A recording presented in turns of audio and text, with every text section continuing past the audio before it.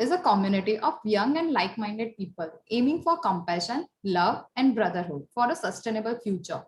Within Infinite Youth Global Community, there are several initiatives like holistic wellness, in intuitions and hearts, inside out leadership, sustainable development impact, lighthouse, science and spirituality, and heartful careers. Each of these group has various events, webinars, posts, other interactive tools to motivate and inspire young individuals searching out for the same.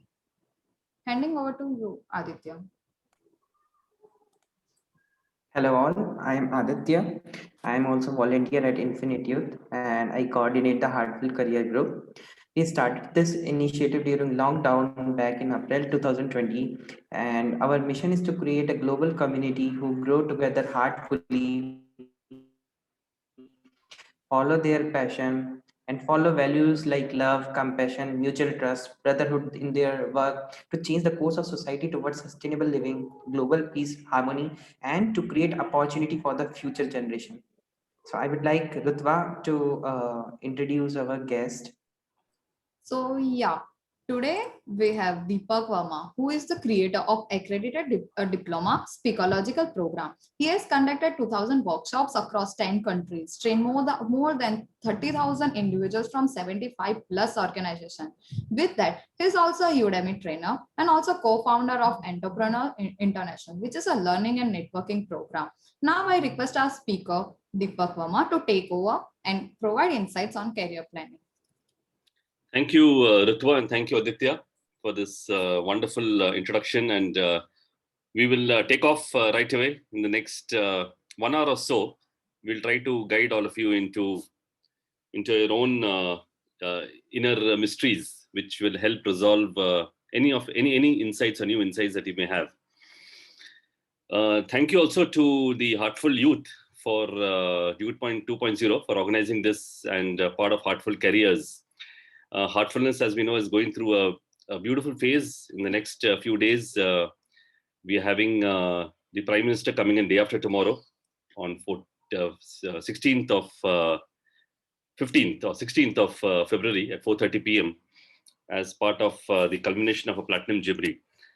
So Heartful Youth is part of Heartfulness, and the Heartful Careers is part of Heartful Youth. So it's all one single game, and truly honored to be part of this August platform amongst each of you, and looking forward to share some thoughts and also learn from each of you as we go in. A lot of times I learn a lot from, most of the time, it's always a two-way learning. So I learn a lot from participants, and I hope today too, I will learn from each of you. So career planning is, and the youth and the age what we have planned. So this is the third time I'm doing a session for Heartful Youth. The first was many months ago as an initiative of Heartful Youth. The second was a couple of weeks ago, Heartful Careers for the age group of, I think it was 12 to 16 in that bracket, or is it 17? And today we are having the career planning between 18 and 25. So I'm assuming each of you are between 18 and 25, or in that age bracket or associated with the age bracket. And we will be running on that. Feel free to use the chat whenever you feel like using it. So I just thought I'll take a couple of minutes on a very key aspect of this particular age bracket between 18 to 25. This is the time when habits are formed. And it's important to realize that habits, all it needs for a habit to be formed is a thought. So there's this old saying called as sow a thought, reap an action. Sow an action, reap a habit. Sow a habit, reap a character. Sow a character, reap a destiny. And this is a very old adage, and it's also republished in the book Truth Eternal. And it all begins with thought. If you look at it, it's a thought that leads to an action, which leads to a habit, which leads to a character, and which leads to our own individual destinies. And it's important to realize that the importance of this particular first point, which is thought. And this is reiterated in another book called As a Man Thinketh. Again, very famous book by James Allen, written 100 years ago. It's only 40 pages, and it's freely available on the internet, the PDF. But it's not as easy as it looks. Each of the books, each of the pages is loaded with a lot of secrets. So this goes in this flow as a man thinketh, that again it's thoughts which lead to habits, which lead to belief, which lead to destiny. The reason why I took both of these books is the importance of our own thinking mechanism, our own subconscious beliefs can create a ripple effect in the next 60, 70 years of your life. Okay, so from the age of 20 to 90. So the next 70 years of your life can really be guided by a lot, by the kind of thoughts that we have. And this is the basis of what I'm going to run on in career or career planning, etc. The third book is a book called Atomic Habits by James Clear. Again, a wonderful book. And it's a very simple book, primarily because it gives some decent formula in the first few pages. It gives this particular formula, and it's important for each of us, which is why I'm bringing it out. It gives this particular formula of how a cue can lead to a routine, can lead to a reward. Cue, routine, reward. Cue is primarily a trigger, which can in turn lead to a routine built within ourselves, and in turn lead to a reward. And depending on what the cue is, you can either power or depower the habit loop. So I'll not go further beyond this, but another important factor in this book is given by this point of 1% of a better habit done every day for a period of 365 days can lead to almost an overpowering 30 or 35 times x of a multiplication factor, exponentially factor of 36 times, 37 times. And if you do 1% less of a habit every day, you can actually decimate yourself to 3%.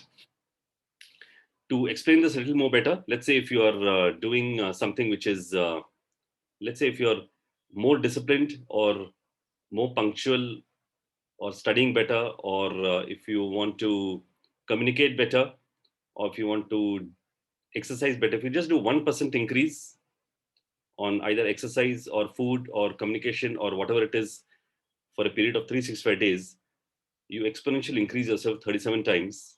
Vice versa, if you do something 1% less for 365 days, you create 3% of your original self, 0.03%. So these are the two things in this particular book, which which comes across as extremely important. Now, coming to career, and I saw a lot of your questions that have come in the Google spreadsheet. What kind of a career is it? Should I do a job or a business, a government job, or medical or engineering or architecture? Various kinds of questions coming in. Post engineering, what can I do? What can I not do, etc., etc. So the name of the book, which somebody's asked in the group, is Atomic Habits, Atomic Habits by James Clear. So a lot of times our career is driven by extrinsic values. We try to associate a lot of extrinsic values, also leading to a lot of peer pressure. So sometimes the peers can cause a huge pressure on our choice of career, a choice of future, a choice of our destiny. When I say peers, it could be even friends, siblings. It could also be parents. It could also be other society around you, or just some articles, etc. you read. Now it's important to realize that that's the first. If any of you are going in that track, the first thing is actually to shift that from the outside to the inside. Shift everything from the outside to the inside, because if you're guided by external forces in moving to a particular career, you might not really be choosing the right choice for yourself. The right choice for yourself will come from a deep study of your own inner self. So that's the first guidance that one would do. But how does one do it? What are the tricks in trying to go within and trying to identify what are your key strengths? So it's important that at some point of time, better late than never, we need to identify what are your key strengths. And each person in this room has high key strengths, unique strengths. So what are my unique strengths that are there within me, which can build up the next 70, 80 years of my life? Okay, so because we're looking at uh, a long life, a long, happy, successful life, and not something which is a fly by night kind of life. So we need to understand what are your strengths. Before that, we need to understand what do we truly love to do. So I'm going to kind of attack both of these first before going into career, the career paths, etc. So for identifying strengths, and I'll go pretty quickly in this, you need to try to understand what are the life experiences that you've gone through. What are the adversities? So this is taken from something called as Pillar of Genius. It's a US coaching organization, and this is how they identify superpowers. Superpower is some sort of a super strength within you. And it starts with what exactly have you gone through in the last 18, 20 years of your life? Because that will form a basis of what can be your superpowers or what can be your strengths within you. Also, what are the things that you do for fun? What are your hobbies? Now, a lot of times we feel that the hobbies are the same for everybody, but it's not the same. Hobbies change a lot from person to person. You need to realize what exactly do you do for fun, what are your hobbies, etc., that you have. If you're given three wishes to transform yourself, what changes would you bring in? Now, this is the third bracket where it gives you a clue of what exactly do you think are the changes that you wish to bring to change yourself. And once you list it out, your subconscious gets a sort of a trigger and a thought, and you will start working towards it. The fourth and the most popular is what I call the Johari question, and it goes as follows: that there are things that are known to others, not known to you. Strengths known to others about you, which you don't know yourself. And unless you create an environment and try to ask somebody who's very close to you these particular strengths, you'll never know it. So, what I suggest is, one of the key things, what I say in superpowers, trying to identify your superpowers is it has to be done very seriously, this exercise. You take a pen and notepad and sit individually with three people who love you a lot. Okay. It could be parents, brother, sister, it could be friend. It could be anybody who knows you extremely well. And to that particular person, you have to ask just a single question: what am I good at? So, this comes from psychology. It's extremely powerful, but the effectiveness lies on the seriousness in which you create.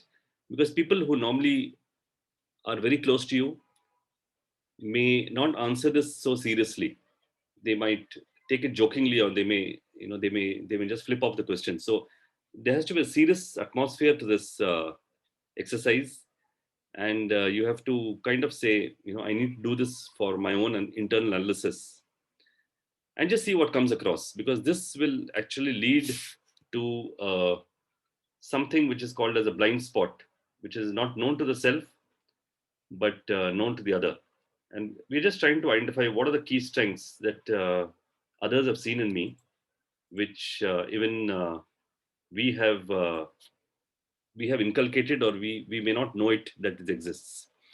So these are some of the key techniques, of superpowers. So I'll repeat what it is. The first was getting to your story, your own life story, trying to understand what are the experiences that you've gone through. Second is hobbies or fun. What are the things that you do for hobbies or fun? It's giving you a hint to it. The third is wish questions, which is three wishes to transform yourself. What changes would you bring in? And the fourth is Johari window. So these are the four key techniques in which we can move on in trying to find a superpower. So I'm going to come. So I'm an Ikigai coach, and I do this for all varying kind of age groups. And one of the models, very key model which I use is this. It's very intuitive. It's very simple, but it gives conveys a lot of meaning to it. So just pay attention to the next few minutes. So ikigai basically is two words. It stands for ikiru, which is life, and gai, which is the value of. So ikigai in that sense means the value of your life, the preciousness of your individual existence. It's a reason for being, or the reason to jump out of bed every morning. And there are various models around it. So one of a popular model, which I thought I'll explain, is these simple 4 circles. And this can be used as a tool to try to also guide you towards your own career. So the first circle is things that you truly love to do. And that's what I try to mention by trying to identify what are your passions.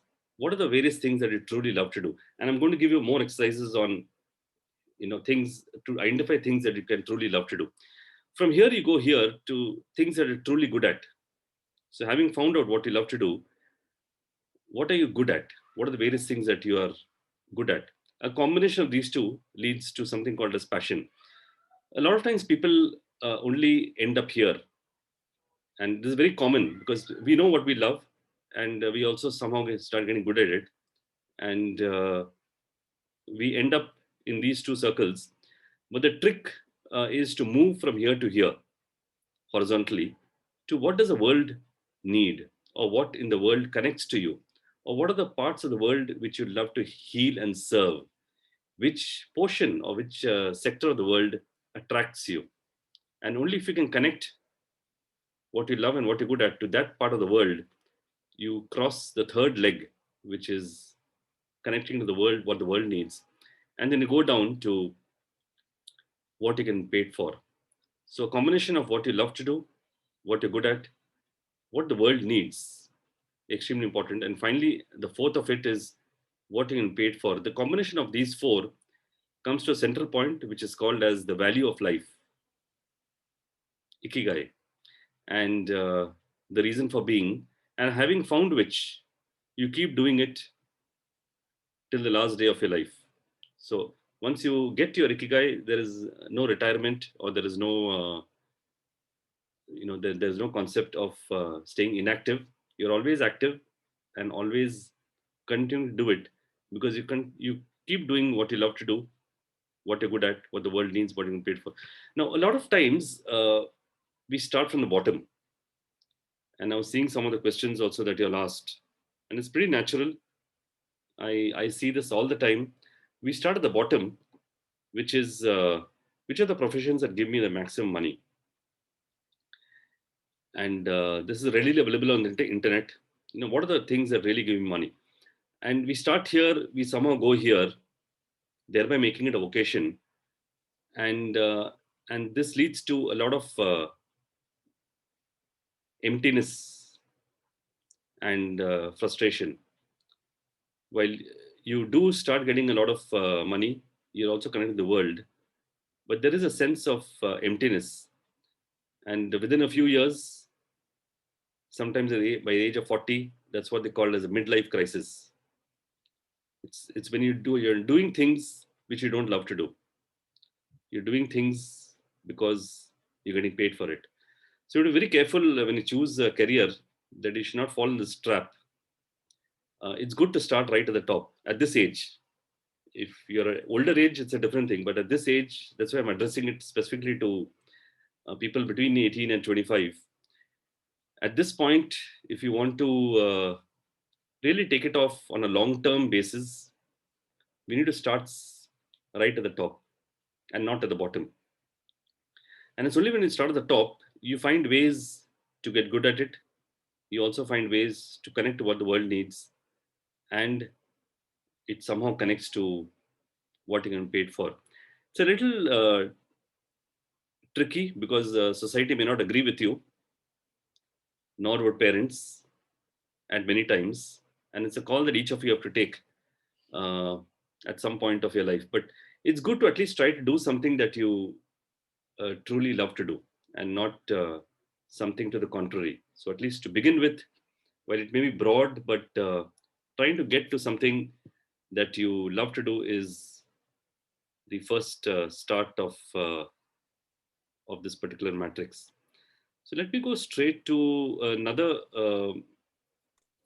So yeah, there is one question in the Sure. chat, and someone is asking, can you explain once again what's the second superpower? Oh, okay. So I okay. Second, so the first one was my story or life experience that have shaken me. The second was hobbies and for fun. What do I do for hobbies and for fun? This is a hint that you'll get to your own inner self. We're trying to go within and trying to get deeper into finding what are our true passions.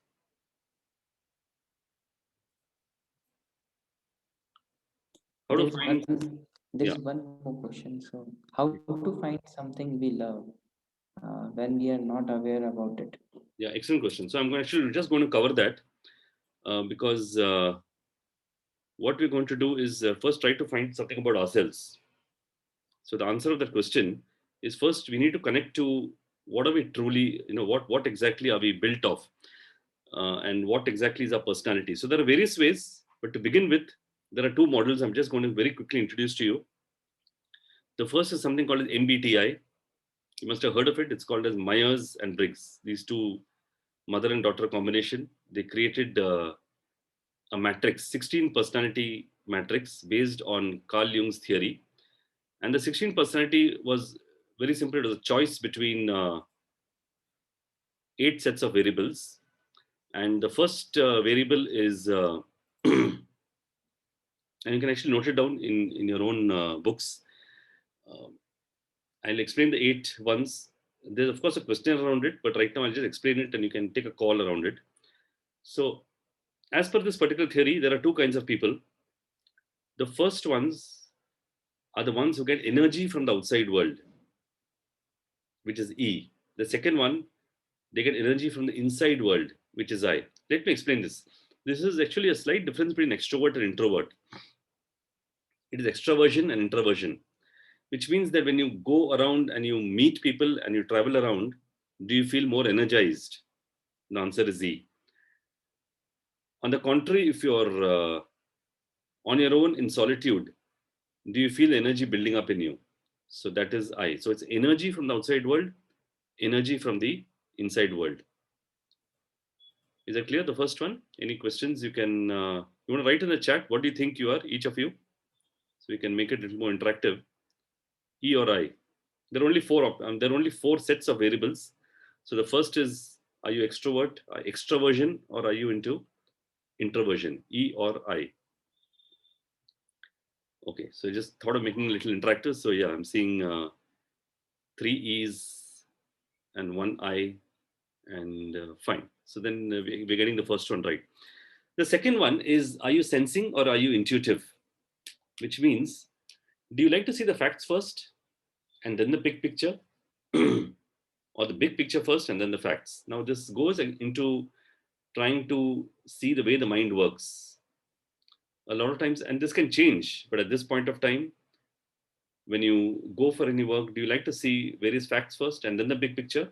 Or do you do the other way around? Do you like to see the big picture first and then come down to facts? So if it is S or N, and that's the next question.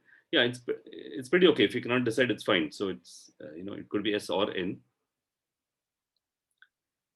So Ananya wants an example. So the example is very simple. So if there's a, let's look at it in your way. If there's a college project to be done, or if there's an assignment to be worked on, do you like to go initially into nitty-gritties of the assignment, or would you want to see the big picture? Okay, so what's the outcome? What are we looking at? What are the next 30 days? What are the, in the big terminology, what exactly are we looking at? So is it facts first, sensing, or is it the big picture first, which is which is intuition? Okay, so I hope that was easy. Got it. Okay. Thank you. The third set, there are only 4 sets. So we finished E and I, we finished S and N. Now the third set is it's pretty simple. Uh, do you use your head first and then the heart, which is logic, or do you use heart first and then the head? So there are some people who love to use logic for everything, and there are some who love to use heart first and then the head. And you could also have a combination, or it could be a close call. But on a larger scale, you could either be T or F. Yeah, some people like Dominic confuse between both. Sometimes it is both. Okay, F but regret at times. I like that. So, Bhaiya, I have one question. So, Yeah. sometimes what happen is, we feel both this thing depending on conditions. So, sometimes it is T, sometimes it is F. Similarly, sometimes it is E and sometimes it is I. So, what about it? So how we sort it out, or is it Okay. okay to have both this feeling or Mm, both this thing together? so generally, you will have it'll. So there's actually a questionnaire, which I cannot run that now. That will itself take half an hour, 45 minutes. So there's a questionnaire which can help you to get to your MBTI. So there's a proper questionnaire with multiple options, which it's like an instrument. So it's an instrument which can help you to get to your actual 4 answers. At this point, I'm just giving the explanation to see, if people can get it. But there's a proper scoring sheet and there's a proper way in which you can get it done. The MBTI questionnaire. So that is Okay. the answer to that. So TNF. And the last Yeah. one is something called as J or P, which is judging or perceiving. What it means is there are some sets of people who are structured and decided in what they do, what he or she does, and some who are perceiving, who are open, curious, and adaptable. For example, if you're going for a 2-day outing to Goa, okay, so there are some people who will just have the onward and return journey, and then they will say, okay, let's see what happens when we go there. Whereas there are others who will know exactly we reach at 2:20, 3 o'clock we're at this particular point, 6 o'clock we're at that point, 8 o'clock we're at that point, 8:30 we'll be eating in this hotel. So they're very structured. They love structures. They want proper structures and decisions. So that's judging. But if it's open, curious, adaptable, it is P.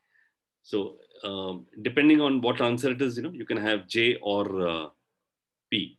Oh, I see a lot of answers coming in. I want to be perceiving, but sometimes I end up judging. Okay. Cool. So depending on the 4 options, uh, so in fact, the questionnaire actually will also have, in case of a tie. So in case you give that questionnaire, you actually end up with a, uh, with the tie and all. There are options to see which to choose. But ultimately, you'll end up with 4 letters. Okay, at the end of it, you'll end up either E or I, S or N, T or F, J or P. There could be 1 or 2 conflicts here and there. So you'll end up with some idea. And now, depending on what the combination or what the algorithm it is, you will get a hint of your own inner being. So if any of you want, there are 16 options. So anybody wants to give all the 4 options, I mean, whatever they think they got, E or I, S or N, T or F, J or P. Anybody got some sort of an answer to it? So let's say one person. And then it said E and T because there are so many. I'll not explain each of them. E and TP. Okay. So if, as per MBTI, okay, Ananya, you are an energetic, enthusiastic, verbal, logical, analytical, and adaptable person. Okay. So this is in case you are an ENTP, if I'm not mistaken. I saw that in your sheet chat box. Yeah. So in case you are, and I see one more person saying ESFP, which is very close by. So ESFP, yeah. So ESFP is these options, that is, there's a lot of excitement in you. You get excited in the positive sense, expressive, generous. So generous comes from the feeling part of it. Caring again comes from feeling. Observant and adaptable. Adaptable comes from the P part of it. So this is ESFP. And then if you go for INFP, so that's introvert. So there's a introversion. Sorry, you get energy from within. So that's where the concept of independent comes from. There's a compassionate nature because a combination of INF and caring. Harmony is there. Adaptable because of P, and inquisitive is primarily there because of this combination of I, N, and F. So each of them, each of the 16, there's a detailed reasoning around, some sort of characteristics that you'll have. So it's just a kind of hint of trying to get to your own inner, trying to understand your strengths. Everything is trying to get to what are my strengths, because that is the key question which people have, that what are my key strengths and what can be. So Saraswati is ENFP, which is so there's a concept of, there's a attribute of imaginative which has come in because of the concept, because of the combination of N and P. Enthusiastic is because of E. There's also a thought of playfulness, which is playfulness and creativity because of a combination of P, F, and N, and being optimism. So that's ENFP in case you are. So again, each of you can get your own. So this is all a hint of trying to get to your strength, which is there in you, trying to get to your personality trait, which is a starting point of trying to get to your strength. So remember, now we are going from inside out. Career counseling is from inside out, not outside in. So all of you who mentioned you have unique strengths, could be Srishti or Sarthak or Ananya, all these people who mentioned it. It's all unique personalities. And the personalities is the first founding point of trying to find out what can be the various strengths in you. And then we go on to passion and love, which is a second thing. And then that leads on to career counseling, which is a very famous model called as a Rysek model. This is Yeah, before proceeding, just Sure. one question, because Sure. it was asked from long. So usually, people take decision about their career. Sometimes they choose a wrong thing. Means they feel that it is wrong, and later on they regret for it. And sometimes it's too frustrating, and they go on to depression. So means do they have some scope to improve themselves, or how they can love what they are doing? If I have taken wrong decision, it's okay. So how I can now align myself to the goal, and do something creative, so that whatever I have chosen wrong, I can make it right later on. So here's where I normally give example of the speech given by Steve Jobs. I think many of you must have heard it. So whatever you have done till now, okay, in the last 18, 20, 25 years, there's a reason why you have done it till now. And even if you make a wrong career choice, and just give you an example, and you have gone on to the age of 30, 32, whatever, there's a reason why you have done everything till now. Okay, so you have to believe in that. You have to believe that there's a reason why I did all this till now. You're going to use that as a foundational principle, as a foundational strength to build it up onwards. For example, giving that particular example. So he did a course in calligraphy, way back when he was in college, Steve Jobs, primarily because he didn't have money. And this particular course on calligraphy enabled him to do some banners here and there, which gave him some money. So he as such did a course which never gave him any credits. He just did because it was free and it was giving him some money. So he did that course. Now, apparently it's time wasted, or it's not his core competence, which was computers. Okay, he always wanted to get into computers, but this is apparently totally different and distinct.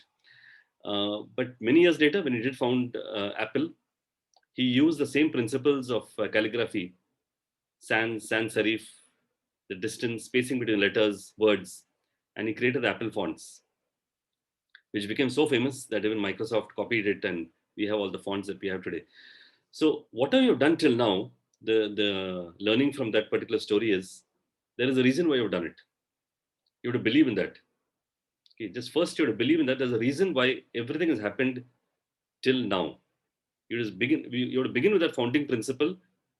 Uh, if you have had a difficult childhood, there's a reason for it, which is why the first superpower starter is what are the adversities. If you notice, maybe I didn't spend too much time on it because of lack of time, but these are very powerful ones. The first superpower starter is what are the adversities that I've gone through in life.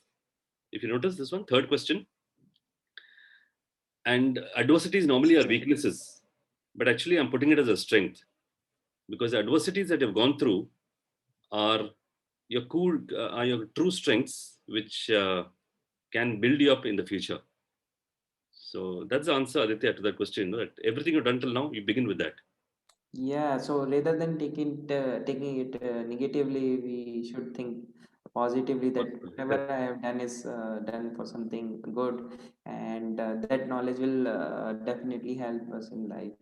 So again, some students are asking again this question, which is on chat. It is asked by Ananya that should we do what we love or learn to love what we do, or maybe got stuck within it? How can we develop an interest in something that we were not fascinated with in the first place? Hmm. So this is a common thing that keeps happening, that we are sometimes doing something that we may not be truly loving, and there may be a reality to it. So at that point of time, you have to truly keep putting your energy into whatever you're doing and hoping against and trying to veer yourself towards doing things that you love to do. So the answer to that question is if you're doing something that you at this point you don't love for whatever reason, again taking the example of the calligraphy thing, you have to keep doing it in the sure faith that at one point of time it will make meaning to you, but you have to steer your boat towards what you truly love to do.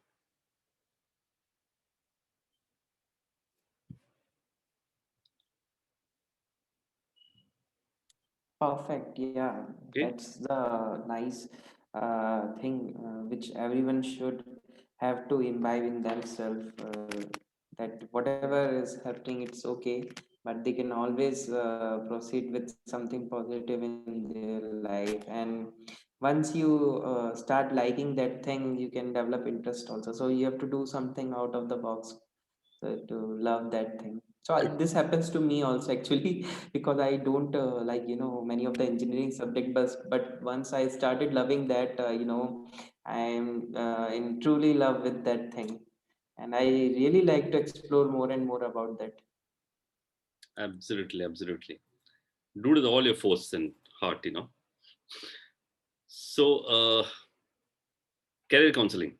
Okay, so there's a particular code given by it's also called as a Holland's code, and it's based on six parameters: realistic, investigative, artistic, social, enterprising, conventional.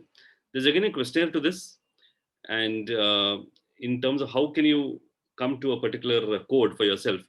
But all careers in the world are a combination of these six. It's not me saying it.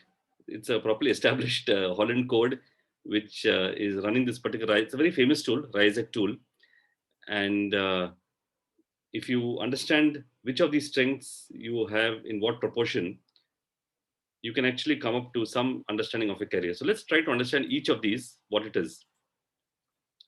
So the RISEC tool is the first one. R is realistic. Okay, so am I a realistic person? So do I believe in practicalities, scientific, methodicals, etc.? So this is you'll also get a hint from this from the MBTI, but this is the first one, which is R, realistic. The second one is investigative. Do you love to observe, analyze, evaluate? So the first one is more on the ground, practical. Second one, investigative, is, and you can be a combination of both. You can be both. Do you love to observe, analyze, and evaluate? The third is artistic. All are very distinct. They're very different from me. There's no overlap as such, but you can have two or three qualities in yourself. So the third is artistic, which is are you creative? It's not just drawing and painting, but it's more on artistic of the nature of the mind. So creativity, innovative, intuitive, etc. So this is artistic. The fourth is social. So do you like to do you get energy with when you're with others? Do you love to enlighten them? Do you like to inform them, train them, etc.? So are you in some sense a social person? Enterprising. The small difference between enterprising and social. Social is when you're with others. Enterprising when you want to influence, persuade. There's a competitive nature which is there in you. And the last is conventional, which is focused on data, analytical, and detail oriented. Now, combination of all these will give you some sort of a percentage, which will give you a hint as to what are the career paths that you can choose. So, if you look at the six of them, it's pretty simple. The first is realistic, which is to do with things, machines, tools, etc. The second is ideas, investigative. The third is creativity. The fourth is people. The fifth is tasks, taskmaster, or leading and persuading. And the sixth is liking some sense of order, structure. You notice there's a small overlap. If you get to MBTA first, which is why I normally do MBTA first and then run on to RISEC, you'll get some hint of what are the kind of careers that you can choose.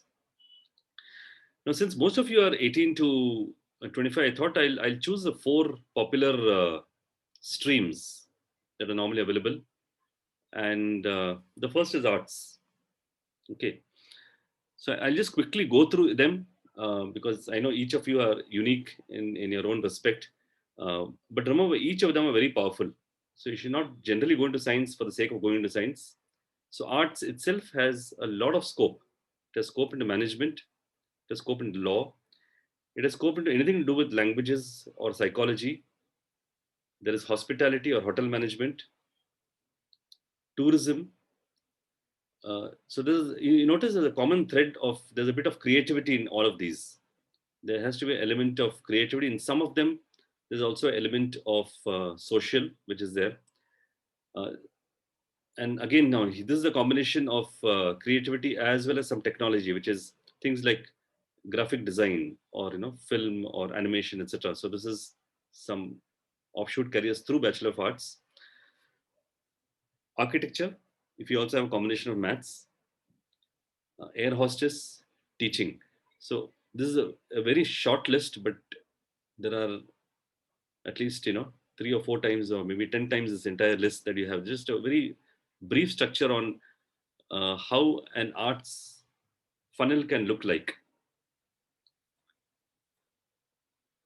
Let's go to commerce. Okay. So the second one is commerce. And I'm just giving the flow. But if you notice, there's a lot of things which can be overlap.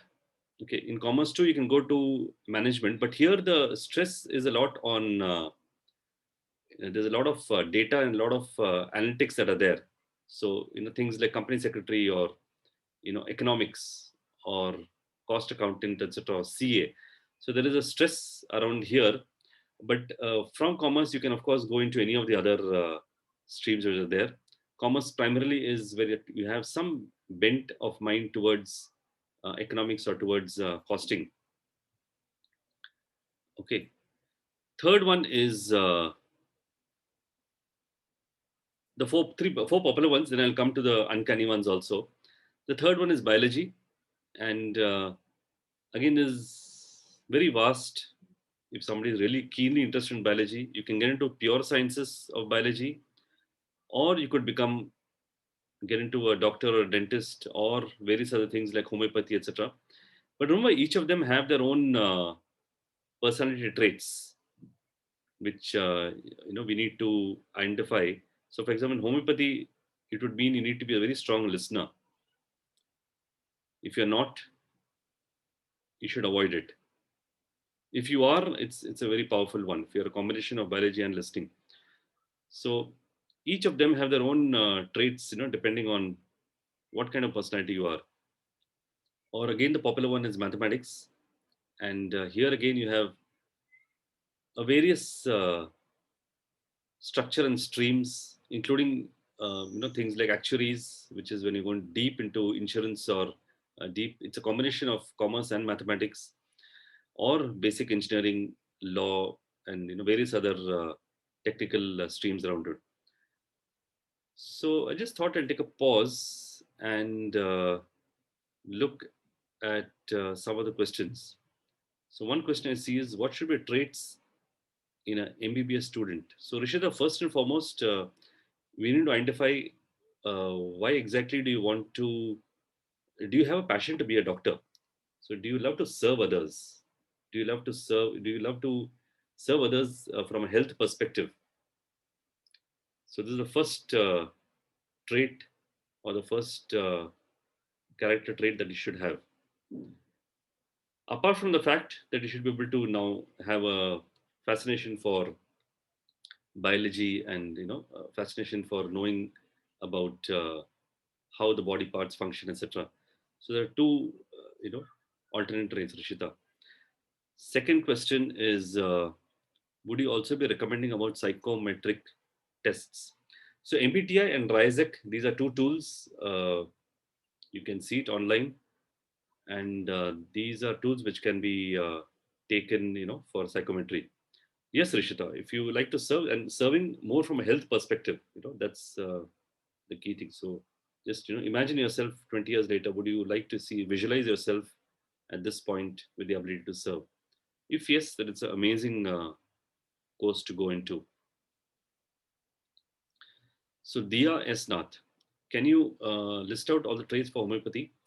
So I mentioned homeopathy, art of listening, is because homeopath should have the ability. There should be element of psychology, art of listening, trait in the person, because uh, it's not just necessary to know the entire Bible of homeopathy. It's also necessary to understand how to ask questions and how to draw out things from the other person. So if you have a love for that, then that's again an awesome course, to get into, because that's what the job will entail. It's very rewarding if you really love it.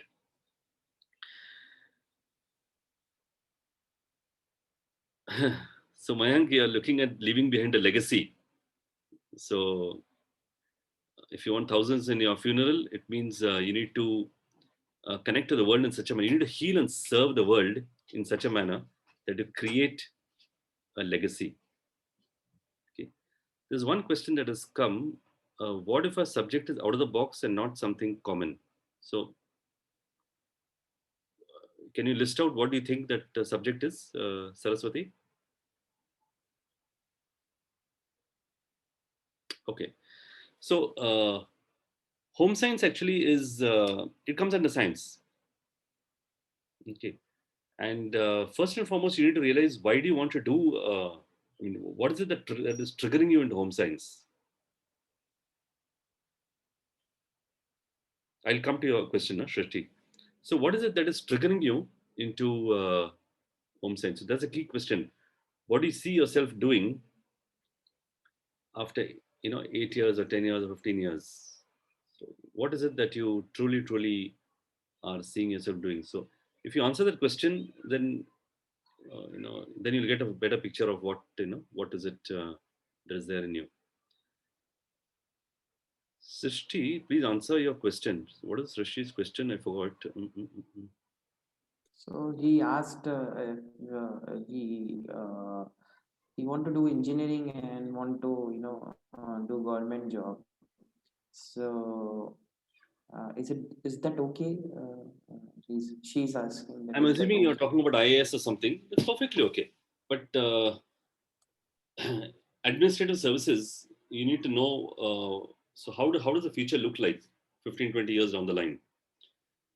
Do you have the ability on management, leadership, handling, possibly even politics, handling politics in the sense? And but more important, do you feel like serving the common citizen? Okay, so as a government servant, you'll be actually being empowered to serve and to ennoble the citizens. So do you have that feeling in you? So now I'm coming to the third point of Ikigai, which is, are you feeling connected to the particular thought? The answer is yes, then it might make sense. Next question is, what is good for me? IAS, or it all depends on you, Mayank. So IAS is serving the common citizen, armed force is defending the country, and it all depends on what your likes and dislikes are, what are the talent that you have. So it has to be answered by yourself. Two different fields, both requiring leadership and administration, but both are distinctly different. So one is almost like an office job or more like that, and second one is on the field. Both are good. Okay, Mayank. Okay, Saraswati, that's where I'm a little confused, especially after I was given human development as the specialization. Okay, so human development, and from here you want to move into home science. There needs to be a little more discussion around it. What exactly? It's a little more deeper. We need to understand what exactly it is. So I'll give you a number at the end. You can contact her, and we can try to find out, what it is, because it's a little more tricky. Madhurita, what is the scope of social work in the next? It's amazing, very high, Madhurita. Don't worry about the scope at this point of time. It's extremely high. Social work is going to drastically increase in all fields in the next 10 to 20 years. Currently, I'm preparing for CA. Okay. After CA, I'm going to crack UPSC and at last RAW. So, am I going on the right track? I'm not sure, Prajakta, why, what is the sequence and what you're looking yourself as? Because when you do CA, you're already at a good, 1 point. Do you not want to practice your CA first? But then you want to get into UPSC and at last draw. So I think we need to figure out what exactly you're looking at. Okay, Priya, I love to make painting and sketches. How can I? Yeah, that's the trick. If you can relate it, please relate it. If you cannot, avoid it. So, in fact, one of the let me see if I can share with you one more. So I normally run this, but this is different. Let me just see if I have that slide. This is pretty important because to understand the difference between what your passion is and what reality can be, it's important that we run this particular it's a small slide I have. Yes, conflict, because this is very important that we realize that there's a conflict between, when I say Ikigai is your passion, which could be painting or whatever, sketching, and reality could be two different things. And possibly, Saraswati, this could be answer to you too. Your passion or whatever it was and reality, there can be a small difference. And the difference can be, it could be because of fear, it could be because of liabilities, it could be because of impatience, it could be because of risk. Okay, the risk involved. Because if you're running only after your passion, it's not necessary, it may take a lot of time. So you need to be prepared to spend that kind of time. So if there is a difference, okay, the suggestion is actually to keep continuing on the other track, whatever you're doing. Okay. This also is an answer to one of the previous questions. So if there's a difference between what your true passion is and what reality is, please continue to exercise your reality. Please continue to accept it as your profession or vocation, but please keep this ikigai as your spare time, passion or hobby. Okay. And at one point, you can try to minimize this gap when the environment is fruitful, and that can be today, it can be 10 years, it can be 30 years, whenever it is. But at one point, you can try to minimize this gap between what your true passion is and what is the current reality. So I thought it's necessary to just show this single slide, which is there.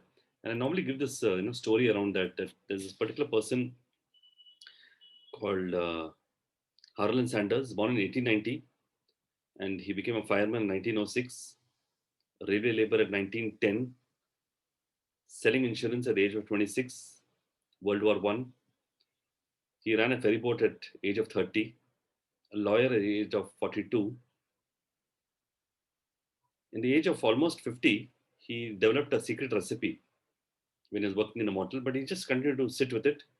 He became a manager and finally established KFC at the age of 62.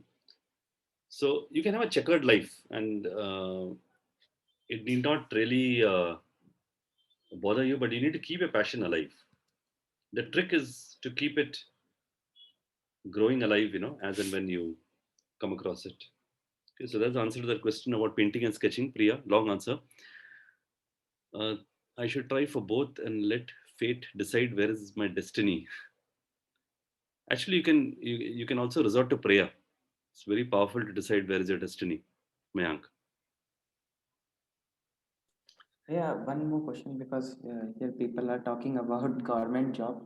So, usually this is a taboo in India that if you get government job, you will be the most happy person in the world. And if you haven't got that, you have to do lots of struggle. So, why this myth exists among people? Is it reality that only government job will, give you all kind of satisfaction, and other means private jobs and your own business or initiative will not?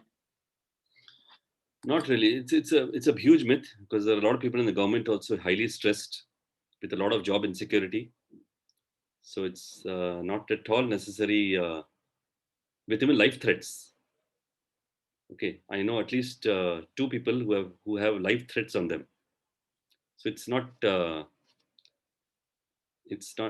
just a myth. Fine, you do get a very comfortable life. Still I have seen that most of the parent, insist their children to get some government job. Your life will be settled if you get government job. So I don't believe that, if you get government job, you have settled life. Means personally, I don't feel. But is it really good? Yeah, on one side, it's good that if you get government job, obviously you have certain age in term of kind of environment and perks and anything. But right now, private sector is also doing a lot for their employee. And I feel that usually private sector company don't fire their employee until and unless it's very something big happens, or it's a necessary need. I agree. So security and insecurity plays a strong role in a lot of lives. But all lives can be insecure or secure. But it all depends on your true passion, what you're truly loving to do. So let me take a couple of other questions. So Praveen, due to pandemic, there's no job in India. Just pick up something. You're pretty young.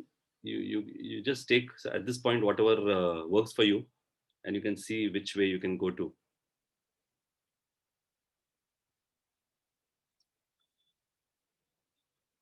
Okay, you started a NGO. Very good. That's an aspect of serving and charity.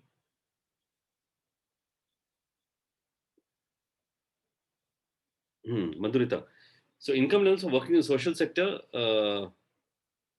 it can actually be low, high. It can be extremely high because there's one late girl I know, who, I think she may be 30 now, but 10 years ago, she did social sector and she got into the UN, probably earning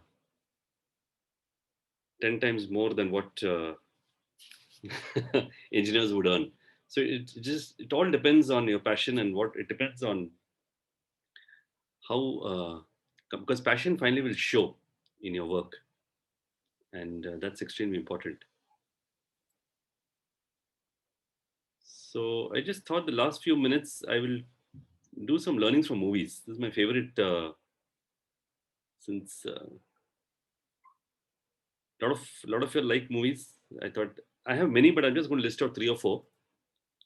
The first is Three Idiots, and it's a very interesting movie. A lot of learnings, but one of the key learnings which I felt was that knowledge and experience is far greater than certificates and degrees.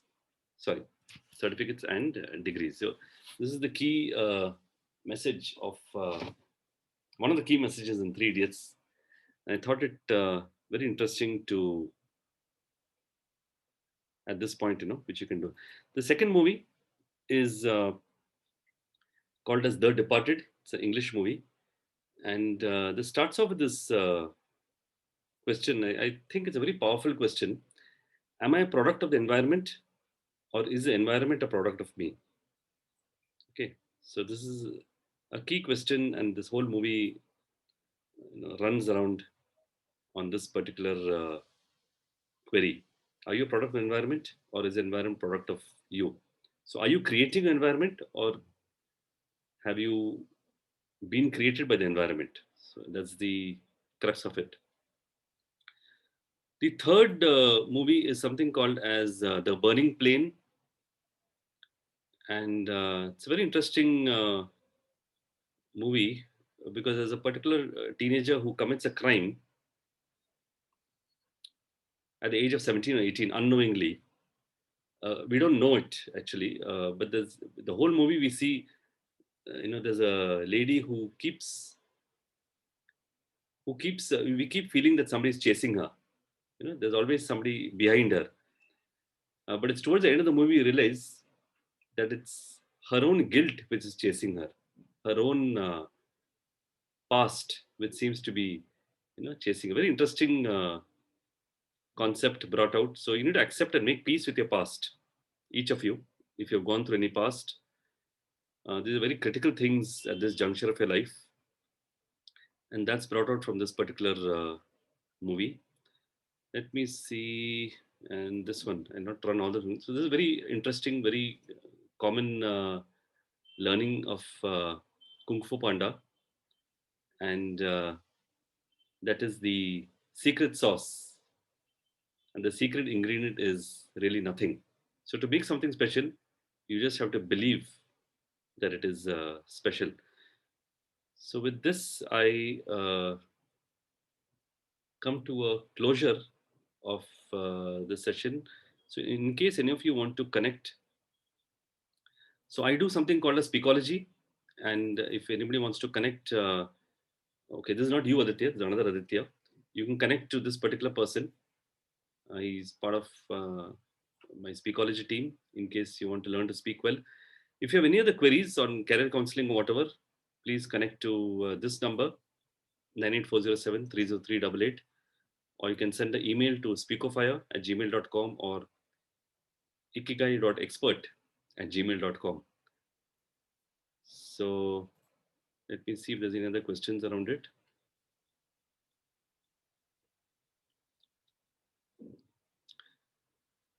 Yes, so some of the books that you can read is, one is As a Man Thinketh, second is The Secret. Two very powerful books which you can read in order to get your belief system in place. And then if there are any other queries, please feel free to shoot a mail, and I'll reply back to you on either of these. Somebody will reply back to you. Speakofy@gmail or ikigai.expert@gmail. Both of these funnel down to one email ID. So you will get the answers. And if you contact somebody, please contact 98407 30388. So with that, I do come to a close. I don't know if you have time. I had thought of running the 10 secrets, but it might be too much.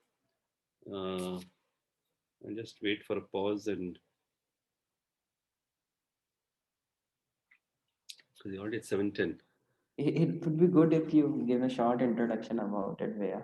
Okay, It's done. really No, exciting. I just want to check if there are any other questions I can take it. Okay, I'll give a short introduction. Okay. So primarily, 10 secrets. So this is uh, the 10 secrets of Ikigai. Okay. So to a long life, to a long, happy and successful life. So this is some of the secrets which are entailed. And the first secret actually runs around being active, always staying active and not retiring. Wait, I'll just go to this one.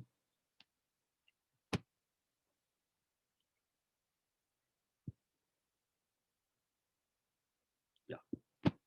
So, around, once you get to something that you truly love to do, there is no retirement. Okay, so this is the first secret. The second secret is on pace of life. There's a paradox. The people who normally go slower go farther, and people who go faster travel lesser. Okay. It's a small paradox that when you're running around too much, we normally travel lower because there's a lot of mistakes and rework that you keep doing. But when you are going in a very calm, measured, so slow and lazy are different. Slower pace is different from lazy. So it's a very calm, measured. You normally travel faster. I can explain it again if you want. The third secret is on food, and there's a lot of focus on how you eat the food, the mannerism, the attitude in which we eat the food, and the quantity. So, is there a tendency or is there a mode of trying to be happy when we eat our food in constant divine thought? So, there's always a prayerful thought which is there in us. Whatever you get, with due regard to honest and peace earning. So, this is one of the maxims within heartfulness, to be happy while we eat our food in constant prayer and constant thought. The fourth secret is on environment. If you remember that movie, right? Are you a product of the environment, or are you a environment of, or is the environment a product of you? So, a lot of times friends can influence your own life. So you would always surround yourselves with the right vibes, the right people. The fifth secret is on exercise.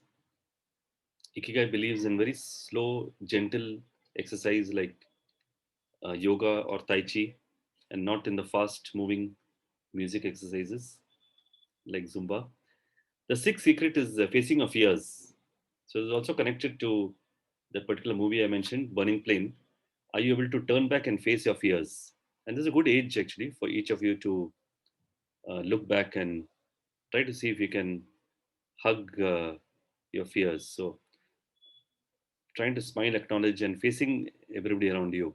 That's a good way to build your strength within you. The seventh secret is connecting to nature. The eighth one is extremely powerful. It's on gratitude. So Rhonda Byrne has written a book called The Secret, and then she went on to write a second book, and third book was on the power of gratitude. So gratitude journal. So are you able to give gratitude to everything that brightens your day? So extremely powerful because it has a reverse effect on you, a repercussion which can hit you back. The ninth is to always live in the present moment. So, which is why if you, at whatever you're doing right now, you have to keep doing it with full intensity. Live in the current moment and not worry about the past or about the future. Plan for the future, but not worry about it. And the last secret is to follow your ikigai or your passion. So these are the 10 secrets of ikigai. And with that, actually, I would come to a close. What are the other movies? Three Idiots. Okay, so first was Three Idiots. The other two, I don't know which one I told.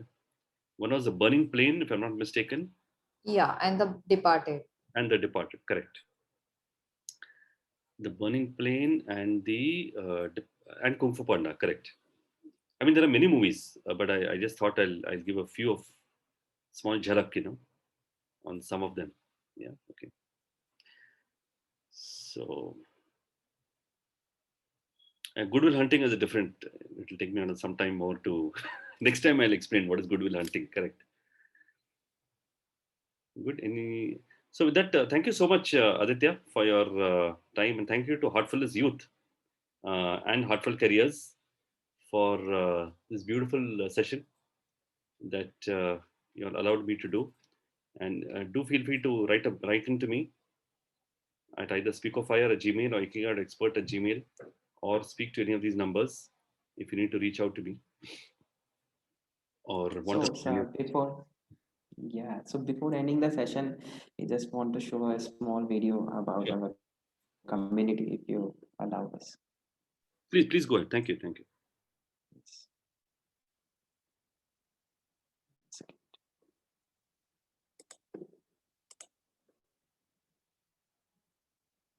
So my screen is visible to all of you. Yeah. Yeah. Aditya. Tell me whether sound is audible to you or not. It is audible?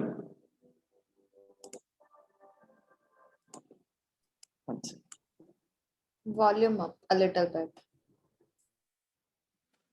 Oh, you can hear something, but Not totally, but yeah, right volume. bit of it.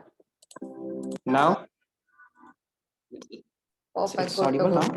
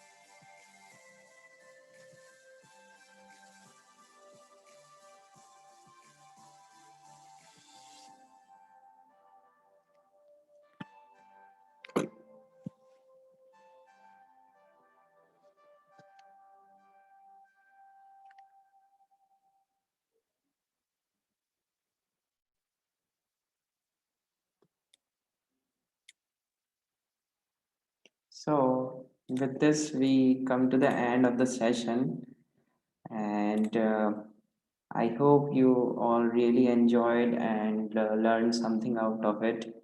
And I just want to say the session was quite insightful and engaging. And we thank Deepak Bhaiya for taking his time from his busy schedule to turn off for this session and share with us very useful bits and experience, which will surely help the student to take the right decision about their career. Also, we thank all the participating students and parents for taking their time to join the session. We hope the session was quite productive for you and open new dimension about your career. We hope to see more such engagement with all of you in future. So thanks a lot again. So with this, we can just uh, finish the session here. Hope to see you all again. So thank you, Bea. Thank you once again for coming. Thank you. Thank you so much. Thank you.